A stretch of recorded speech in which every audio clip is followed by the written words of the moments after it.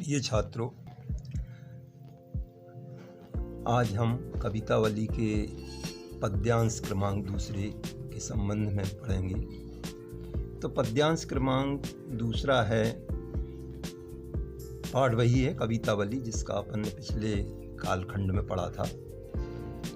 पद्यांश क्रमांक दूसरे में पग नुपुर औ पहुँची कर कंजनी मंजू बनी मनीमाल दिए, नवनील कलेवर पीत झगा झलकहीं पुलकहीं नुप गोद लिए, अरविंद सो आनन रूप मरंदु आनंद लोचन भृगुण पिए, मनमोहन बस्यो अस बालक जो तुलसी जग में फल कौन जिए।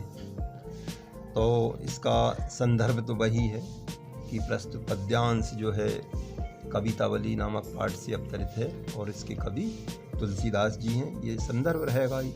प्रसंग के अंतर्गत इसमें महाकवि तुलसीदास जी कहते हैं कि भगवान राम के बचपन की सुंदरता और जो मनोहारी दृश्य है उसका वर्णन उन्होंने इसमें किया है। तो तुलसीदास जी कहते हैं, व्याख्या में हम कहेंगे, तुलसीदास जी कहते हैं कि बालक राम के पैरों में नुपुर यानी घुंघरू बंधे हुए हैं, हृदय पर मणियों की माला शोभायमान हो रही है, श्याम शरीर पर, श्याम माने सांवले शरीर पर पीला वस्त्र पीतांबर धारण किए हुए हैं जो बहुत ही शोभायमान और सुंदर लग रहा है।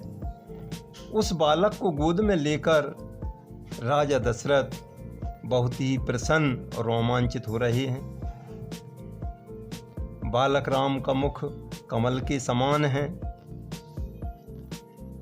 जिस प्रकार भौरा फूलों के मकरंद का पान करता है, उसी तरह राजा दशरथ के नेत्र भगवान राम की सुंदरता को देखकर आनंद लेकर आनंदित हो रहे हैं।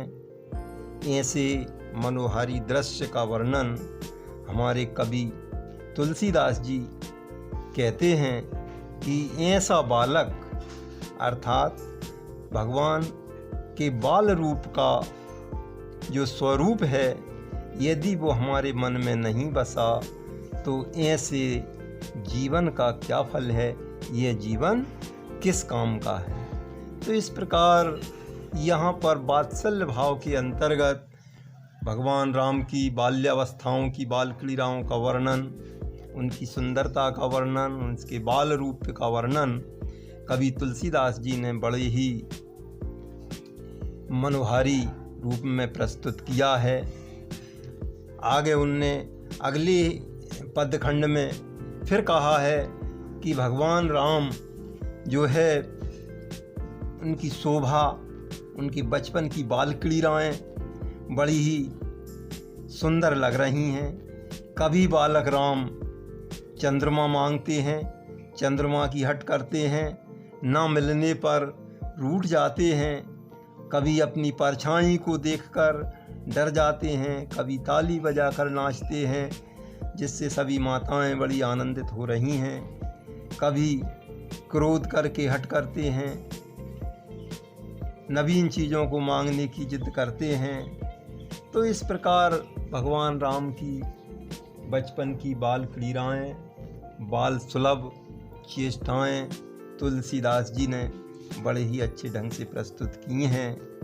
तुलसीदास जी कहते हैं कि मन मंदिर में अवधेश के ये चारों बालक, अवधेश यानी राजा दशरथ के ये चारों बालक अर्थात राम लक्ष्मण भरत शत्रुघ्न चारों बालक सदा के लिए मेरे हृदय में विराजमान रहें। इस प्रकार जो है बड़े ही अनुपम ढंग से जो है तुलसीदास जी ने उनके बचपन की बाल क्रीड़ाओं का वर्णन किया है। ठीक है, आज बस इतना ही। अगले कालखंड में हम अगला पाठ पढ़ेंगे। ठीक है, धन्यवाद।